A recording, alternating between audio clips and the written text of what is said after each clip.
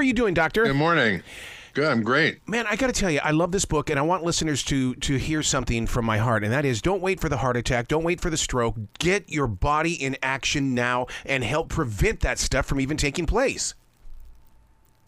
That's right. I mean, most people don't realize that they have the keys to the kingdom right on the end of their fork, and that it's the most important thing that you do every day is eat, because it regulates every function of your body, and it's something going to turn on disease switches or longevity switches. You choose. And most people are not eating food that's helping them at all. 60% of our diet is ultra processed food, which is basically factory made food. It's a science project. It's chemically altered, deconstructed, colored, dyed, food-like extruded products. You know, when you look at a Pop-Tart, it ain't food, right? Right.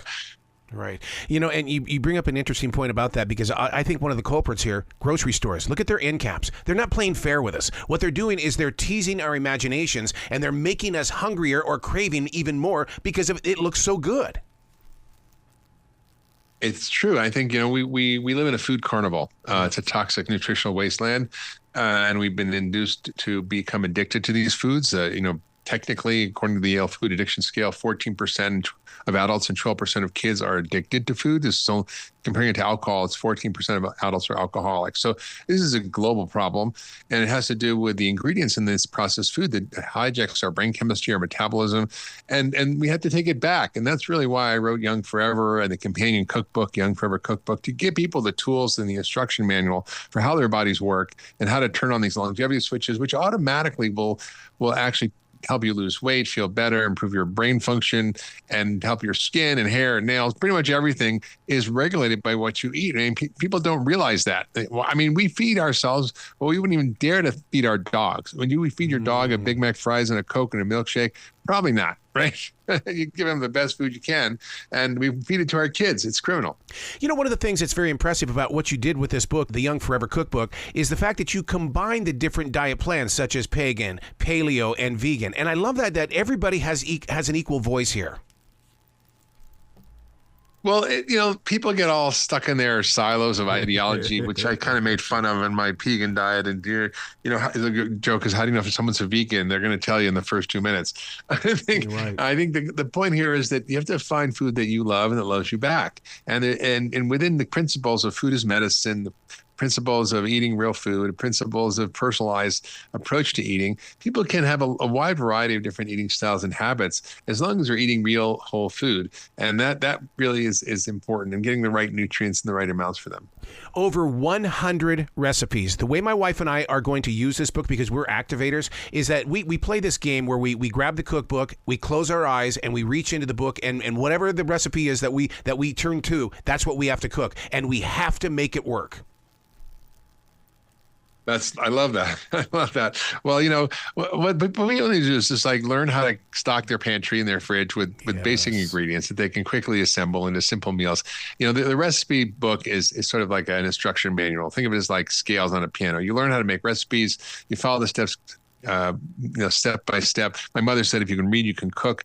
And that allows you to then learn the scales, and then you can be creative and have all kinds of amazing food. So I think people just need to really get back in the kitchen. It's been hijacked from us, from the American food industry, which is infiltrated with all kinds of toxic foods that make us sick and die fast. We can take that back and change that. Would you say that we've got it wrong when it comes to inflammation, in the way that, I feel inflammation, let me go take a couple of pills, I'll be okay in less than 8 hours? Well, I mean, the thing that's driving most inflammation is our diet. We have an inflammatory diet of sugar and starch and refined oils and processed food, which causes damage to our gut and leads to this epidemic we see of chronic disease, where 1 in 2 people have prediabetes or type 2 diabetes, 75% overweight, 93% metabolically unhealthy, 6 out of 10 have a chronic disease. I mean, this is insane. And this is not something that is our birthright. We actually have this induced because of the food we're eating. And I think it's really time to take our kitchens back and take our bodies back. And that's really what I would love to see people do, and why I spent so much time working on this book and cookbook. So I want a gigantic picture framed and put in my kitchen, or I want to put this on a t-shirt, because you say something here that is life-changing. If food is the medicine, this is the prescription pad. When I came across that, I was like going, oh my God, a doctor whose handwriting I can read. I love that. Yeah. I mean, listen, if food is medicine, then how can you practice without, I can't practice without a nutritionist, for example. Right. I have you can't see me as a physician unless you also agree to see a physician, a nutritionist. We work with pharmacists very closely, but most doctors don't work with nutritionists, and that's really unfortunate. But even if you don't have a nutritionist, you can still learn the basics. And this is really why I wrote the books. How do you eat for longevity? How do you eat for health? How do you eat to beat disease? These are really simple concepts, and they're not that hard to learn. And I think if people care about how they feel and they care about their energy level, they care about not having all kinds of chronic diseases and symptoms, you can eat your way to health. And it doesn't have to be bad. You can eat food that you love and loves you back. Is breakfast really that important? Because I always have this little disagreement with my wife. It's not, I don't want a breakfast. I just need protein for the moment. I need to graze. Or is grazing even cool ever again? Well, I think we have to understand that our bodies need to eat in a cycle. We're biological organisms. So we need to fast overnight. And that's why they call it breakfast, break the fast. It should be 12 to 14 hours. So eat dinner at 6 p.m., have breakfast at 8 a.m. That's a 14-hour break from eating. And that allows your body to repair and heal overnight and activates a lot of longevity pathways. And then in the morning, most of us have sugar for breakfast. Cereal. I'm a cereal killer. We should not be eating cereal for breakfast. That's the worst thing we can do. Full of sugar. We need pancakes, muffins, bagels, all of the worst things that we need. And I think protein is the most important thing you need in the morning, and protein and fat. So I have a protein shake every morning. You can have eggs. You can have a frittata, like I have a recipe in my book. There's a lot of kimchi, avocado, egg bowl. There's a lot of options. But I think protein in the morning is really key. I work with a guy, and he's a total freak when it comes to eggs. I understand that he likes eggs, but he will eat a dozen eggs. And I keep telling him that is not healthy. Am I wrong? Well, you are wrong. Am I? There was a guy, it was a New England Journal of Medicine article, a guy who had 88 eggs a day. He was mentally ill. He had no problem. And we know from the science that cholesterol in the eggs is not the issue, that it's the sugar and starch that drive your cholesterol to be really bad, which is sort of counterintuitive. But it's not fat that makes you fat, it's sugar that makes you fat. And I think it's sugar that makes your cholesterol go all wacky. We call it atherogenic dyslipidemia, which is the type of cholesterol that gives you heart attacks. And that's what causes 93% of us to be metabolically unhealthy, with high blood sugar, high cholesterol, high blood pressure, we're overweight, and have a heart attack or diabetes. And that is really the problem here, is that we're eating food that's making us sick, and we need to change that. Yeah. Interesting that you say the heart attack, because I had mine at the age of 47, and my cardiologist looked at me and he said, "You know why you had this? Your 20s, maybe probably your teens. You can be clean now just because you're a martial artist, but it just caught up to you." It's true. I mean, it's true. I think we don't realize that, we have the power at all times to reverse our disease, to power to upgrade our biological health, and that we have to really use our fork as the most powerful tool to upgrade our health.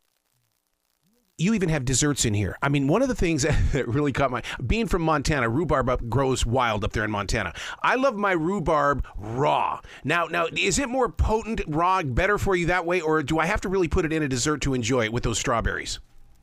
No, you can eat it raw if you like it. It's there's oxalates in there, so you have to be careful. If you eat too much of those, you can get kidney stones. But it's in the spinach. It's in the spinach and beet family, which sometimes those are great foods. But some people do have problems with oxalates. But I think rhubarb is actually a delicious food to have. It's got lots of phytochemicals, and making it with strawberries is this rhubarb strawberry compote that's in the book that's really delicious. So I think you can enjoy desserts and have yummy stuff. Well, what I do with rhubarb is that because I'm so addicted to Sour Patch Kids. That replaces that sudden shock to your palate when I eat raw rhubarb. Yeah, you definitely get that zing for sure. Yeah. So when did lamb become the good meat? I mean, I see it at the grocery stores. I don't see a lot of people picking up the lamb, but yet you kind of explained that, hey, you need to get some more lamb in your life. Yeah, I think lamb is an underrated food. It's not made on these huge factory farms. They usually grazing on grass. They have lots of good protein in them, lots of carnitine, which is great for your mitochondrial function as you get older. I like the way it tastes, and it's less likely to be shoved full of hormones and antibiotics. And so I think it's a generally underappreciated meat. it's quite healthy for you. One of the words that you bring up, and this is a hot word, especially today, cognitive. And I mean, whoa, you really allow us to see your point of direction. Yeah, I mean, when you look at the brain, I mean, how we age is often controlled by our brain. If we lose our memory, our cognition, our sharpness, that's no fun. You want to be, you don't just want to live to be 100 and not know that you're not your name. And we know that you can use food as medicine and actually change your brain. There's been many studies, the finger study, the pointer study, big trials where they've used lifestyle diet and have reversed dementia. Now, given all the billions of dollars we spent on dementia drugs and hundreds of studies, not a single one has worked to reverse it. Maybe slow it a little bit, but now with diet, they've shown in these large trials you can do it. And so we need to keep our brains healthy, and our brains are controlled by what we eat. And we need the good fats like omega-3s. We need the right phytochemicals and nutrients, and we can have alert and good brain function as we age just by eating the right food. Are we getting better with probiotics? Is it becoming less of a fad and more of a way of life? Probiotics? Yeah.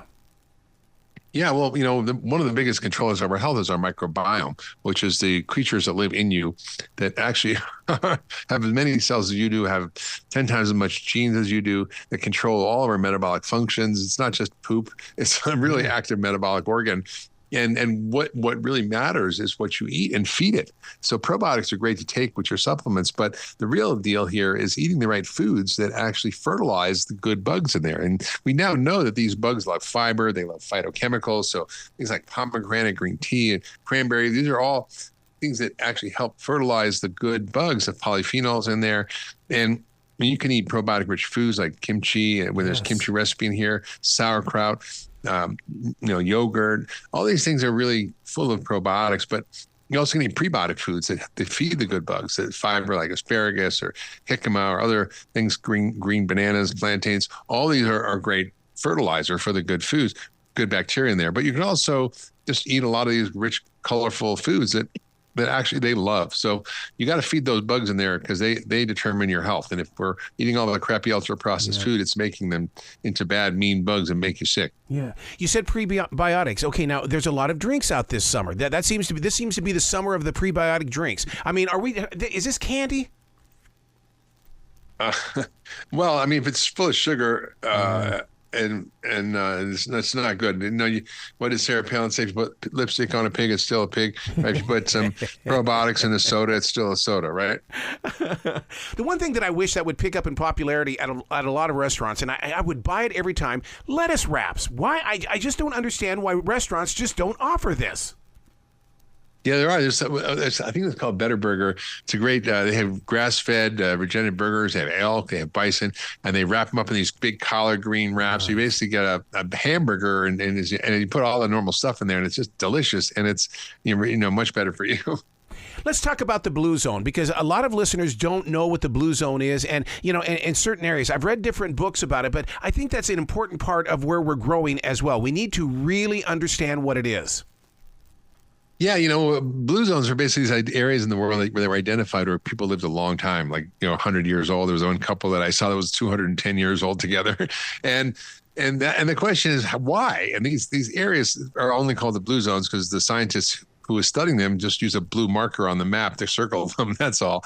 And they have certain things in common. They eat real food, obviously from local areas. It's not industrialized. They eat a lot of phytochemicals, a lot of good fats. They don't eat processed food. They exercise naturally by walking up and down the mountains because they just have to get around and herd their sheep and goats. They have very low stress. They have a deep sense of connection and community to each other. So there's nobody's living, there's no nursing homes in these communities, right? Everybody's just together with their family, celebrating in all different walks of life. And I think there's certain principles we can learn from them that they have automatically built into their lives that make them live a long time. And we can adapt those in our own life. And I went to some of these places in Icaria in Greece and Sardinia in Italy and Nicoya Peninsula in Costa Rica. And it was amazing to see, how these people live and what they did and what they ate and the deep sense of love and connection and meaning they had. And all those are the ingredients for health. And we've lost most of those. And that's why we're dying sicker. In fact, the American average kid born today is going to die a sicker life than their parents and die far younger. Oh, no. See, that's scary. That's scary. mental balance. We're in that situation as well. And I think that a book like this that you've delivered to us, it gives us that opportunity to take a moment, find that space, discover something new, such as combining red peppers with zucchini, which is like, I've never thought about that. And I think that mental balance is so important. What about you? Absolutely. I mean, I think, the greatest pharmacy is the one between your ears, and it determines so much of what your health is. And so mastering your mind is a big part of it. And I do talk about that in my book, Young Forever, how we need to learn about meaning, purpose, how to regulate our emotions and our thoughts, how to do practices that help manage our stress response. And those are the things that really, unfortunately, we don't pay much attention to. Yeah, I think we can do a lot better job on that. Growing up in the state of Montana, we did our own rototilling out there. We did our own pulling the weeds, and we had gigantic gardens. So when you put focus on good soil and healthy eating, I mean, my God, you took me right back to my childhood, because my dad wasn't so wrong, even though he did upset us because we had to go out there and weed the garden. But still, you really do say, get back to it, man. Plant yourself a garden. Do something. That's right. That's right. I mean, I had a garden growing up. My mom had one. We had one in the backyard. It was really amazing. And we had such an incredible, simple garden that we could go out to and just eat fresh cucumbers and tomatoes and zucchini and lettuce. And we had fruit trees. And, most people are disconnected from what they're eating. They don't know. I mean, I think Jamie Oliver did a great show in West Virginia where he took a bunch of vegetables into a school, and these kids couldn't identify a tomato or an eggplant or a potato. They didn't know what it was. They knew what the end result in the processed food was, a French fry or whatever, but they really didn't know. And it's really sad. Are we getting better with plant-based foods, or are we still a little bit lost on that because the price is a little bit high? Plant-based foods? Yeah. I mean, vegetables? Oh, let me I'll give you a good example, because I'm a little shocked on this one. Morgan Wallen has a tea out there that brags about how it's plant-based. And everybody looks at me and they're going, tea is plant-based, dude. It's always been plant-based. So it's almost like as a consumer, I'm going, okay, who's screwing me over here? Yeah, well, my joke is if it has a health claim on the label, it's probably bad for you. but I think we can actually just make it really simple. People just need to eat real food. If your great grandmother wouldn't recognize it, don't eat it. If she wouldn't know what a Pop-Tart is or a Go-Gurt is, right, or a Lunchable, probably not something you want to feed your body. And if it comes from the earth and you recognize it and it's not too many steps from its original form, it's fine. You pick a tomato, it's a tomato. It came out the plant. You have, an egg, it's an egg. If it's a piece of chicken, it's a chicken. You can kind of realize what it is without a lot of processing. And I think that's what we just want to get back to, is eating real food and not relying on the food industry to make us science projects that we now know are killing us. It's 60% of our diet is ultra processed food. And the fact is that most of us are eating this way. And for every 10% of your diet that's ultra processed food, you're going to end up increasing your risk of death by 14%. So you do the math. It's not very good. Where can people go to find out more about you, Doctor? I want them to get this cookbook, but I also want them to find out more about what, the true rooting system of your mind, body, and soul. Sure. Well, you can listen to my podcast, The Doctor's Pharmacy. I have many newsletters, Mark's Picks, and Longevity Newsletter. You can sign up at drhyman.com and have pretty much follow me anywhere on social media at Dr. Mark Hyman. Please come back to this show anytime in the future. The door is always going to be open for you, dude.